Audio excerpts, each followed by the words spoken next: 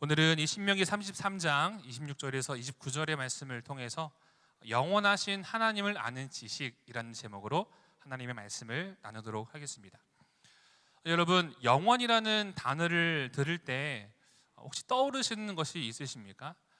영원하신 하나님, 영원이라고 우리가 이야기를 많이 하는데요. 이 영원이라는 단어에 대한 사전적인 정의를 좀 살펴보았는데요. 사전에는 이렇게 정의가 되어 있더라고요. 어떠한 상태가 끝없이 이어지는 것, 또는 시간을 초월하여 변하지 아니하는 것. 시간의 한계를 뛰어넘는 초월의 의미가 이 영원이라는 단어에 담겨져 있는 의미인 것을 이제 보게 됩니다. 우리도 이와 같은 이 정의에 동의를 하죠.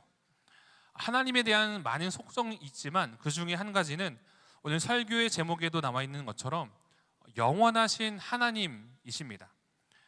그러나 우리 인간은 존재론적으로 영원하신 그 하나님을 온전히 알 수가 없습니다. 그렇기 때문에 종교개혁자인 존 칼빈은 이러한 이야기를 하는데요. 유한은 무한을 담을 수가 없다. 풀어 말씀을 드리면 우리 사람이 아무리 뛰어나고 아무리 훌륭한 사람이라도 우리는 존재론적으로 피조물이지 않습니까? 그렇기 때문에 피조물이 창조주인 그 하나님을 온전히 아는 것은 불가능하다라는 거죠. 다만 그렇다고 하여서 아예 모르는 것은 아니고 하나님이 보여주신 계시인 곧 성경을 통해서 그리고 은혜라는 그 영역 안에서 우리는 그 하나님의 영원을 부분적으로나마 우리가 깨닫고 그 영원을 소유한 인생을 살아갈 수 있다라는 거죠. 오늘 본문의 말씀을 통해서 우리가 붙잡아야 하는 메시지가 바로 그와 같죠. 바로 이러한 의미의 그 영원하신 하나님을 아는 지식, 우리가 살아가는 삶의 모습 가운데 단편적으로 우리가 유한한 존재이기 때문에 온전히 볼 수 없지만 또한 하나님께서 보여주시는 그 계시인 말씀을 통해서 그 영원한 하나님을 우리가 바라보아야 한다라는 겁니다. 그렇기 때문에 우리는 유한한 존재이기 때문에 우리 사람이 가지고 있는 유한한 시선, 제한된 시선으로 하나님을 바라보면요, 하나님께 접근할 수가 없어요. 우리 사람의 생각으로 볼 때 해석이 되어지지 않은 일들이 얼마나 많습니까? 그렇죠? 하지만 영원하신 하나님은 우리 유한한 시각으로 보는 것이 아니라 영원의 시각으로 그 하나님을 우리가 바라보아야 한다는 겁니다. 오늘 본문의 말씀은 모세의 유언입니다. 모세와 그 이스라엘 백성들의 그 시간을 살펴볼 때 참 말도 많고 탈도 많았죠. 백성들이 지도자의 말을 듣지 않는 것 같아요. 말도 많고 탈도 많았지만 어찌됐든 이제 모세의 시간은 사랑하는 그 이스라엘 자손들을 남겨두고 이제 이 땅에서의 삶을 정리해야 하는 순간이 이 신명기 33장의 말씀입니다. 죽음을 앞두고 있었기 때문에 이제 가나안 땅을 들어가기 전에 앞서서 목적지에 거의 다 도달했기 때문에 이제 자신의 사명을 다하고 정리를 해야 됐던 순간이죠. 그리고 33장 말씀을 보시면 이제 이스라엘의 그 후손들을 축복하면서 결론적으로 아주 중요한 엑기스를 전하고 있는데요. 그 말씀이 바로 오늘 본문의 말씀이에요. 하나님이 너희들에게 어떠한 분이시며 하나님이 어떠한 존재인지를 죽기 직전에 아주 중요한 진리의 그 엑기스를 모세가 지금 전하고 있다는 거죠. 모세는 이 짧은 이 말씀을 통해서 하나님의 그 사랑하는 백성들을 향하여 자신이 경험하고 알고 있는 그 하나님을 전하며 찬양하고 있다는 거죠. 그렇다면 우리는 이 본문의 말씀을 통해서 우리가 발견하게 되어지고 배우는 영원하신 하나님은 어떠한 하나님일까? 나아가 우리가 이 땅에서의 삶을 살아갈 때 우리에게 계시되고 주어진 영원한 그 하나님의 은혜와 축복이 있는데 혹 살아가는 삶의 분주함과 우리의 유한함으로 인하여서 혹 놓치고 있는 부분들이 무엇이 있는가라는 것을 두 가지를 통해서 하나님의 마음들을 함께 나누기를 원합니다. 우리 먼저 26절과 27절의 말씀을 함께 읽겠습니다. 26절과 27절의 말씀 함께 읽겠습니다. 시작. 여수른이여 하나님 같은 이가 없도다. 그가 너를 도우시려고 하늘을 타고 궁창에서 위엄을 나타내시는도다. 영원하신 하나님이 내 처소가 되시니 그의 영원하신 팔이 내 아래에 있도다. 그가 내 앞에서 대적을 쫓으시며 멸하라 하시도다. 아멘. 첫 번째 우리가 붙잡아야 하는 하나님의 메시지는 그 하나님의 사랑과 은혜를 누리는 삶이 영원한 삶이다라는 겁니다. 이 말씀을 다르게 표현을 하면 하나님께서는 우리를 그 영원한 시간으로 초대하신다라는 의미인데요. 본절의 읽은 말씀을 부분을 보면 모세는 이스라엘 백성들을 향하여 여수른이여라고 이야기를 합니다. 생소한 단어죠. 여수른이라는 것은 이스라엘 백성들의 애칭과 같은 표현입니다. 모세는 지금 자신이 죽기 전에 여수른이여라고 이스라엘 백성들에게 이야기를 하며 자신은 이제 곧 떠나지만 자신의 사명은 이제 곧 마치게 되어지지만 자신은 떠날지언정 계속해서 하나님의 사랑하는 이스라엘 백성들, 하나님의 사랑이 그 이스라엘 백성들로부터 끊어지지 않는다라는 하나님의 그 사랑의 대상인 것을 계속해서 이야기를 합니다. 그러면서 본문에서는 두 가지를 선언을 하고 있는데 그 중에 첫 번째가 26절에 나오는 것처럼 여수른이여 하나님 같은 이가 없도다. 하나님 같은 이가 없도다라는 선언을 합니다. 이 말은 어떤 의미 되겠습니까? 26절의 말씀을 쭉 보시면 하나님의 모습들이 나타나는데 하나님이 너를 도우시기 위해서 하늘을 타고 궁창에서 위엄을 나타내시는도다. 이 말은 어떤 의미입니까? 이는 당시 가나안에 있는 그 많은 신들이 있는데 그 가나안은 풍요의 신을 섬기지 않습니까? 풍요는 비와 연결이 되어 있죠.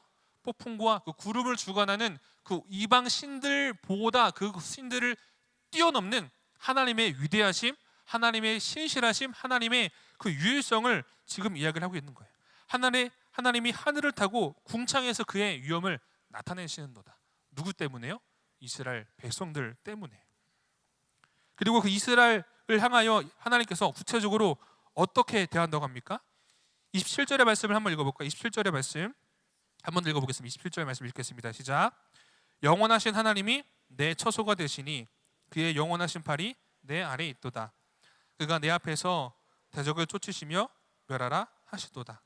첫 번째, 영원하신 하나님이 너의 처소가 되신다. 이 말인즉슨 너의 피난처가 된다라는 거예요. 피난처가 된다. 그리고 영원하신 팔이 영원하신 하나님의 팔이죠. 영원하신 하나님이죠. 영원하신 팔이 너의 아래에 있다라는 것은 하나님의 그 위대하신 팔이 이스라엘 백성들을 떠받쳐 준다라는 거예요. 붙잡아 준다라는 거죠. 영원하신 하나님이 이스라엘의 처소가 되고 이스라엘을 붙드시고 떠받들어 준다라는 것은 한마디로 말씀을 드리면 하나님이 그들을 책임지신다라는 거죠. 그리고 이와 같이 동일하게 우리들에게도 하나님이 우리를 책임지시고 우리를 보호하시기 위하여 우리를 그 하나님의 영원의 시간으로 우리를 초청하신다라는 거죠. 아니요, 초청하다 못해 하나님께서는 먼저 우리를 향하여 찾아오십니다.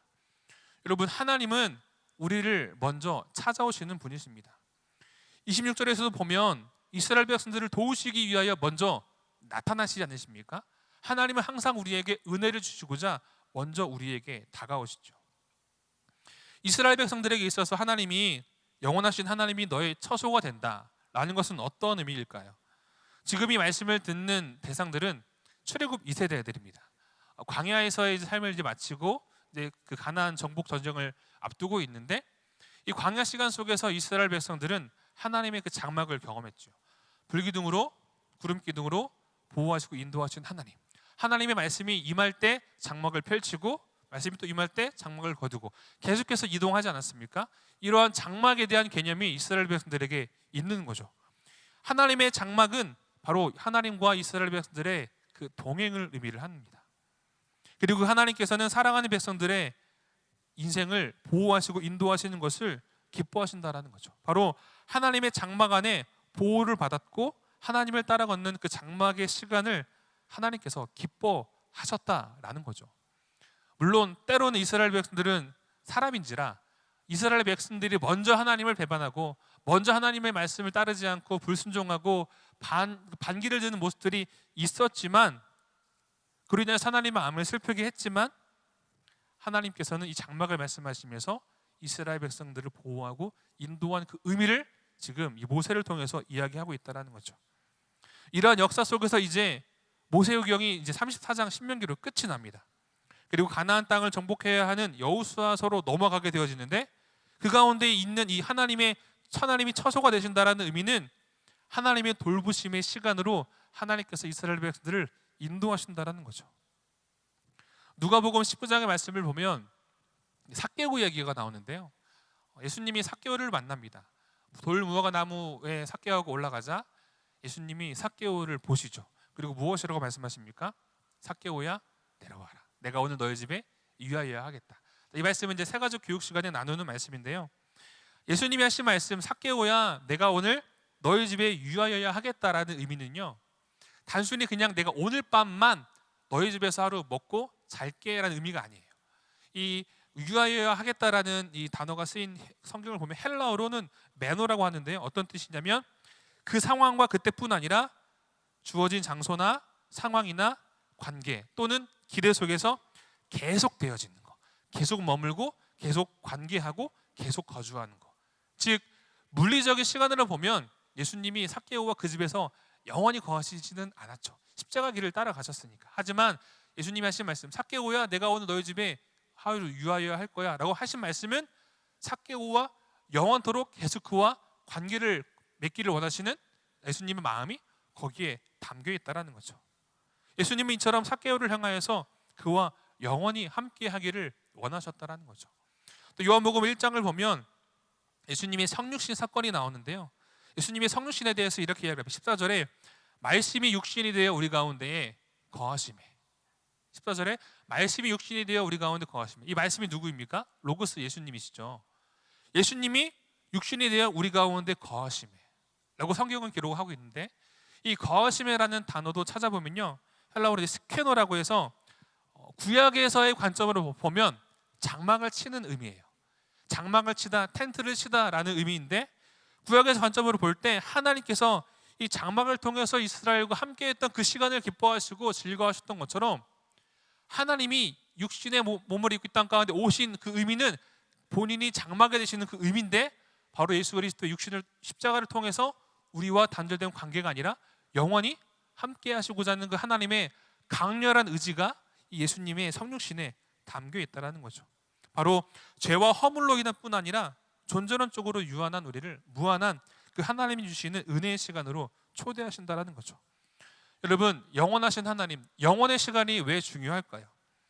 우리가 살아가는 삶을 돌아볼 때도 같은 시간과 같은 조건을 살아가도 그 가운데에서 천국을 누리는 사람이 있습니다. 그런데 반대로 같은 시간과 같은 조건을 살아감에도 불구하고 천국이 아니라 지옥과 같은 시간을 보내는 사람들이 있지요. 무엇이 다르겠습니까?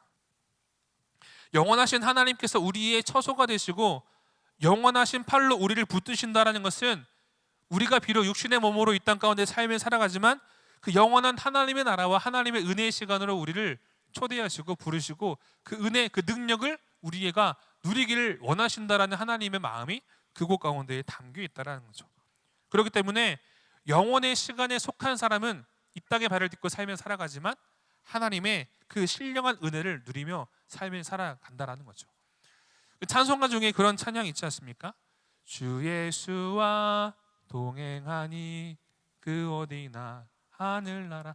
죽어서만 가는 곳이 아니라, 죽어서만 가는 그곳에서 영원한 그 하나님의 은혜를 누리는 것이 아니라 이 땅의 삶을 살아가도 주님과 함께 동행하는 그 시간, 오늘이 바로 하나님의 영원의 시간을 우리가 살아가는 의미다라는 거죠.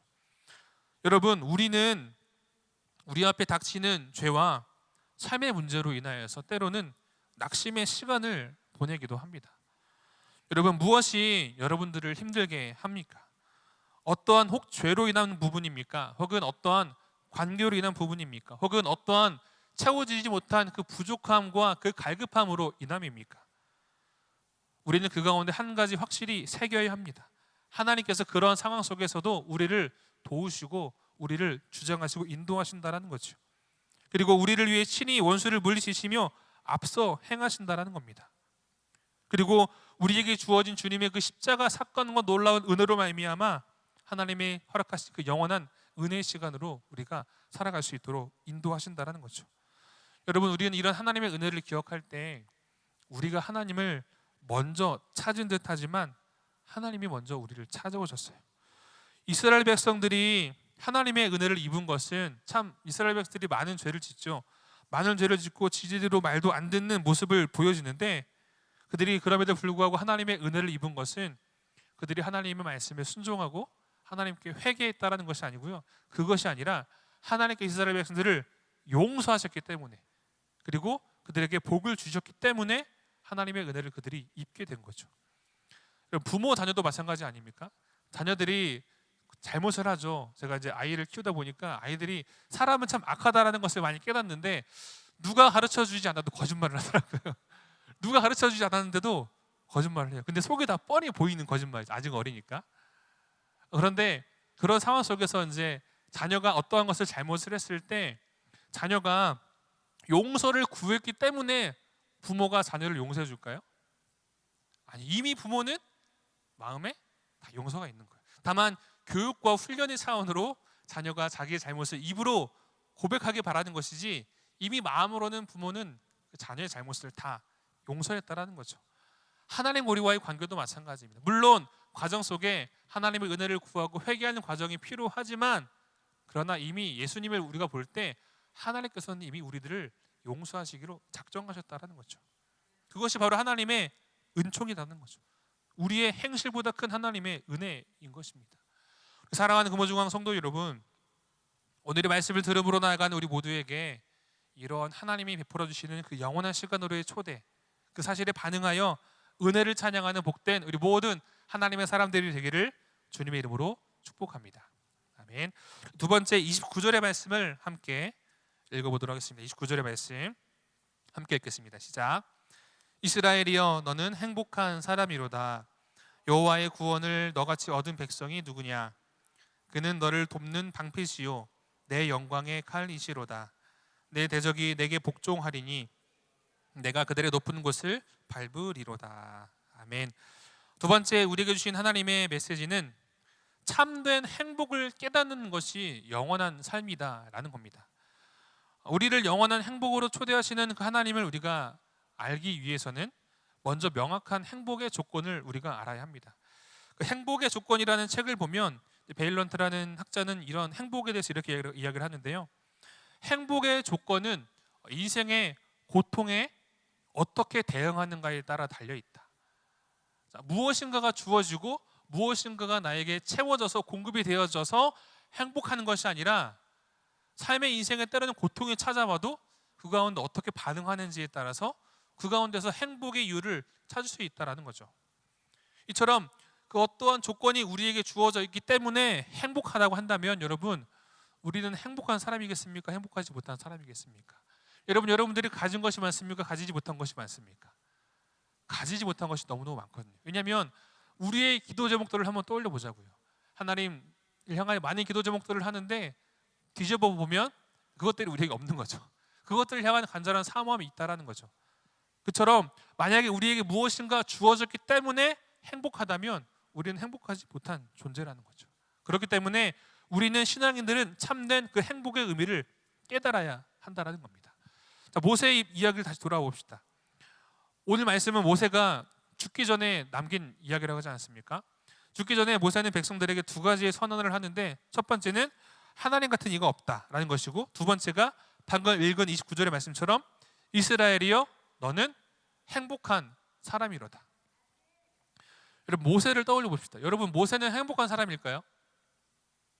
행복한 사람이겠죠. 그러니까 질문을 드리겠죠. 그런데 모세의 이 현재 상황을 한번 떠올려 보자고요. 40년 애굽에서의 삶을 살다가 애굽의 병사를 죽인 죄로 40년 동왕자 생활을 하지 않습니까? 미디안 광야 생활을 하죠. 그 가운데 하나님의 훈련의 시간을 보냅니다. 그리고 80세에 하나님이 부르셔서 40년을 또 광야에서 이스라엘 지도자의 삶을 살아갑니다. 120년의 인생을 살아가죠. 그런데 여러분 모세가 약속의 땅에 들어갑니까? 못 들어갑니까? 못 들어가죠. 좀 억울하지 않겠어요?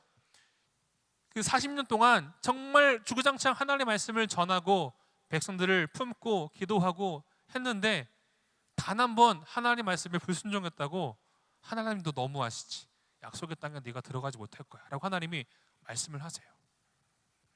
반석에서 명하여 물을 내라는 하나님의 말씀이 단 한 번 불순종했는데 그로 인하여 가나안 땅에 못 들어갑니다. 이러한 해석은 여러 가지 이야기가 있지만 중요한 것은 지금 이 모세의 죽음의 과정을 볼 때, 이 모세의 현재 순간을 볼 때 사실은 행복하지 못할 이유가 더 많다라는 거죠.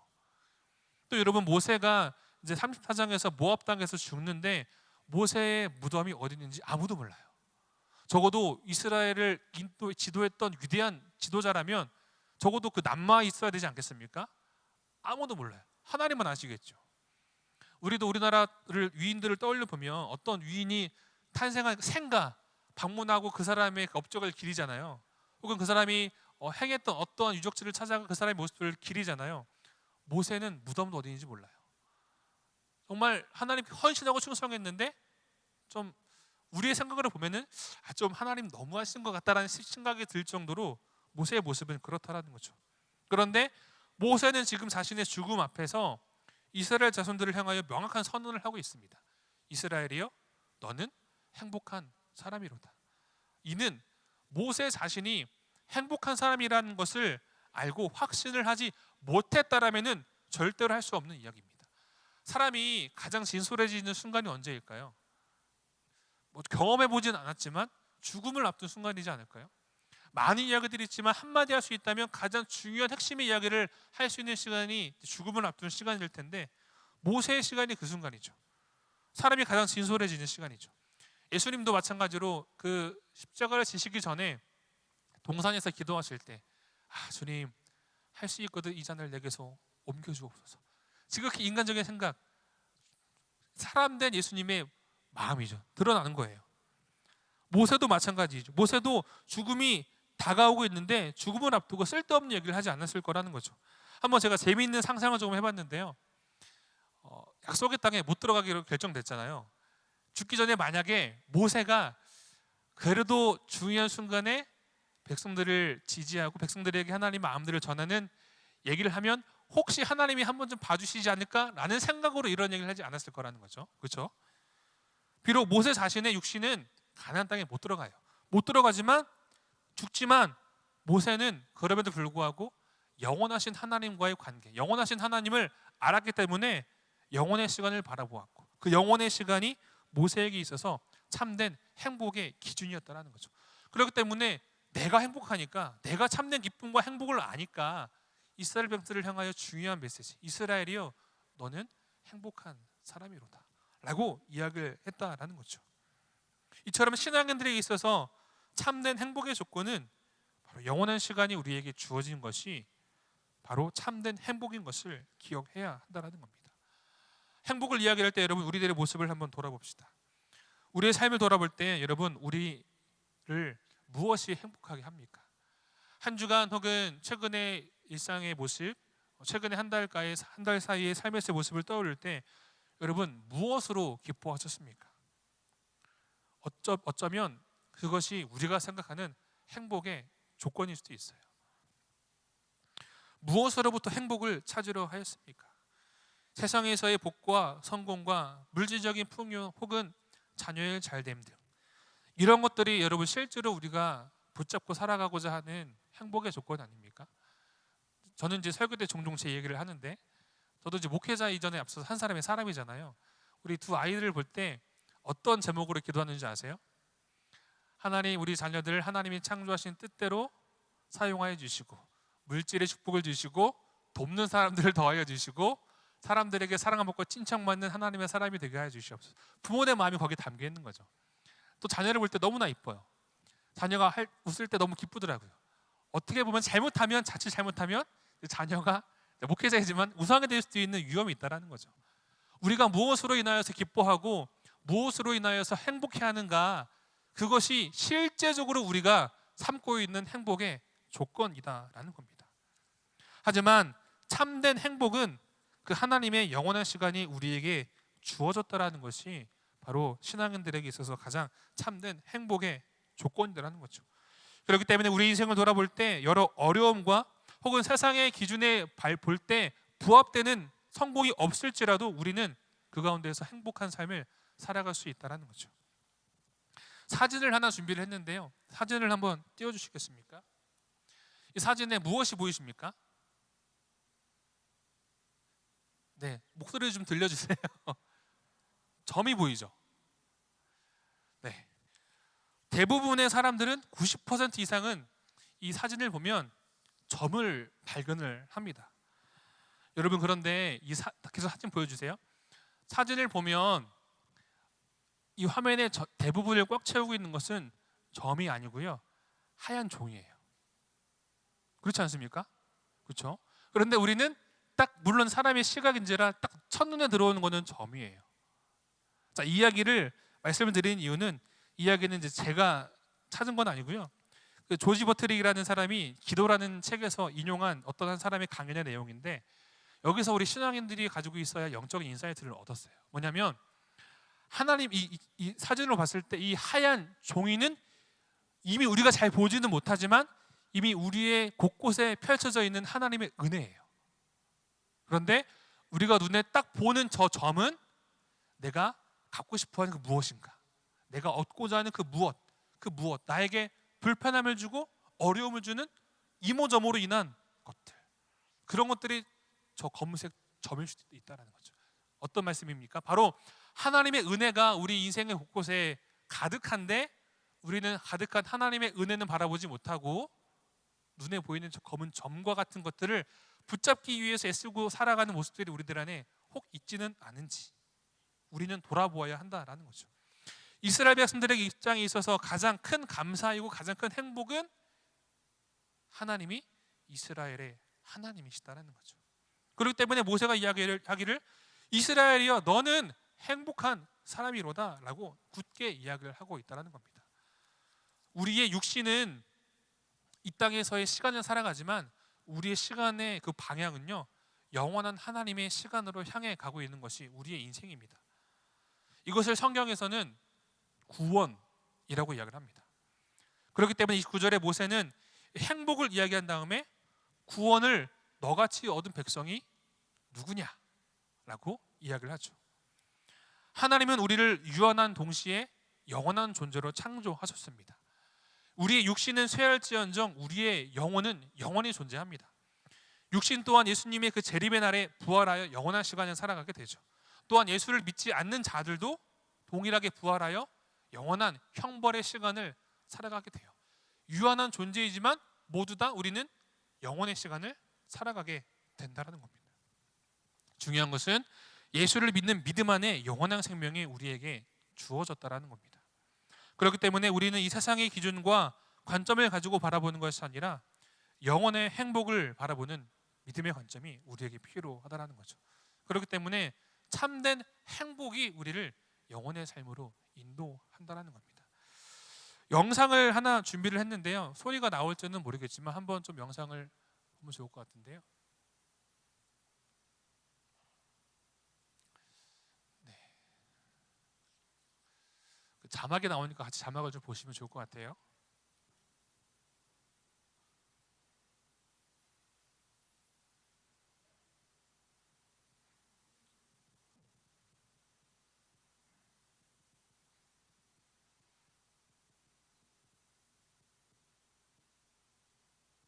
서서 하나님의 메시지를 전하는 자리에 있다는 것 자체로 나는 할 말 없이 행복해.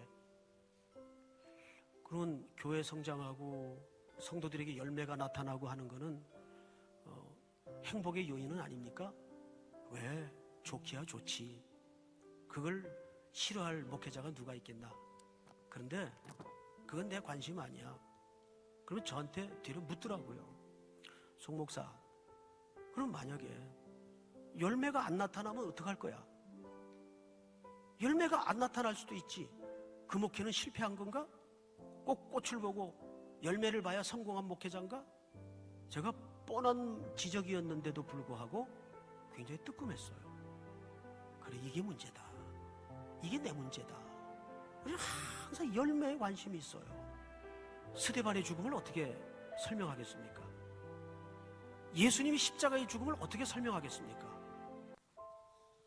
네. 오카노 목사님하고 내려주시면 됩니다. 대담을 했어요. 목사님, 3일교회 담임 목사님이신 송태근 목사님이 설교 중에 한 이야기인데요. 영상의 내용은 이겁니다. 돌아가신 이제 오카노 목사님이랑 이제 대담을 할 수 있는 시간이 있는데, 오카노 목사님에게 질문을 던진 거죠. 목사님은 언제 가장 행복하십니까? 그런데 이러한 질문에 오카노 목사님의 대답은 송태근 목사님이 예상했던 전혀 다른 답이 들어온 건데, 그 답이 무엇이냐면 허물 많은 죄인된 내가 하나님의 편에 서서 하나님의 말씀을 전하는 거. 이런 오카노 목사님 이야기를 듣지 않니 송태근 목사님이 한 대 딱 얻어맞으신 거죠. 왜냐하면 본인이 생각했던 목회자로서의 가장 큰 행복과 보람은 성도의 많은 부흥, 변화, 사역의 열매, 눈에 가시적으로 나타나는 그것이라고 생각을 했는데, 그래서 성태구 목사님이 다시 묻죠. 목사님, 이런 것들은요? 목한영 목사님이 대답합니다. 물론 좋지. 그러나 그것이 나의 참된 행복은 아니야. 저는 이제 목회자이기 때문에 이런 이야기를 들었을 때 참 많은 이제 한 대 딱 얻어맞은 것 같은 그런 느낌이 들더라고요. 그런데 이러한 본질적인 메시지는 목회자에게만 해당이 될까요? 아니죠. 모든 그리스도인들에게도 다 해당이 돼요. 여러분들이 바라고 소망하는 행복의 기준들이 여러 가지가 있죠. 이왕이면 잘 되면 좋고, 내가 기도하는 모든 것들이 바로 즉각적으로 응답받으면 좋고, 자녀들도 내가 원하는 대로 교회에서 성실하게 충성봉사하면 좋고, 이러이러한 기준들이 다 있을 거죠. 물론 그런 것들이 주어지면 되게 행복할 것 같아요. 그렇죠? 그렇게 되기를 주님으로 축복합니다. 그러나 가장 본질은 죄인된 내가 하나님을 알고 하나님의 편에 서서 복음을 깨닫고 복음을 이야기하고 예수님을 전하는 것, 이것이 가장 신앙에 있어서 중요한 행복의 본질이다라는 거죠. 여러분, 그렇기 때문에 우리는 하나님과 연결된 삶을 살아야 합니다. 우리의 인생의 이야기를 세상의 이야기에 연결하는 것이 아니라 우리 삶의 이야기를 하나님의 이야기에 연결을 해야 돼요. 성경을 열심히 읽고 있잖아요. 성경을 읽는 이유도 무엇입니까? 이 세상이 전부가 아닌 영원하신 하나님을 우리가 알기 위해서. 여러분, 예배를 드리는 이유가 무엇입니까? 예배를 통해서 우리가 살아가는 이 세상이 전부가 아님을 우리가 그 예배를 통하여 깨닫게 되기 때문에, 오늘 이 시간처럼 말씀을 통해서 우리가 그런 것들을 보게 되지 않습니까? 이처럼 이러한 시간을 통해서 우리의 삶의 이야기와 하나님의 이야기가 서로 마주하게 될 때 우리는 그 가운데 영원한 시간을 깨닫고 살아가게 된다는 거죠. 한 가지 이야기를 나누고 마치 설교를 맺도록 하겠는데요. 한 소아마비 장애를 가진 한 자매가 있었어요. 그런데 이 자매가 성격이 너무 밝은 거예요. 그래서 그 자매를 볼 때 어떤 한 분이 의문을 품었죠. 아니, 소아마비 장애를 가지고 있는데 도대체 무엇이 좋아서 저렇게 많은 사람들과 밝게 지낼 수 있을까? 고민하다가 그 자매에게 가서 조심스럽게 질문을 합니다. 자매, 어떻게 그렇게 자매는 밝아? 몸이 불편한데 어떻게 그렇게 밝아? 이렇게 질문을 했겠죠. 그런데 그 질문에 자매가 이렇게 대답을 했어요. 내 몸이 장애로 인해 불편할 뿐이지 내 마음은 건강하잖아요. 그렇죠? 몸이 불편해서 힘들 것이다라는 것은 사람의 생각과 착각과 판단이에요. 육신의 그 불편함이 그 자매를 주장할 수 없었죠. 그 가운데 계신 그리스도의 평화가 그 자매를 주장하였고, 겉으로 볼 때는 어려움의 시간들을 살아가고 있지만 그 자매는 그 시간 속에서 하나님의 영원한 시간을 걷고 있었다라는 거죠. 사랑하는 우리 금호중앙 성도 여러분, 우리에게도 이와 같은 영원한 믿음의 시각이 있게 되기를 주님의 이름으로 축복합니다. 우리는 눈에 보이는 세상의 기준을 가지고 세상을 헤쳐나가려고 하죠. 하지만 그리스도인은 하나님을 의지하며 세상을 살아가야 합니다. 29절에 하나님은 우리의 돕는 방패이시며 영광의 칼이 되신다. 우리의 삶에 크고 작은 불편함이 있지만 하나님이 우리 안에 계심으로 말미암아 우리 주님 주시는 참된 기쁨과 평안 가운데 2023년 2월 10일 오늘, 아니 주님 부르시는 그 순간순간까지 하나님과 동행함으로 영원의 삶을 살아가는 모든 금호중학교 성도님들 되시기를 주님의 이름으로 축복합니다.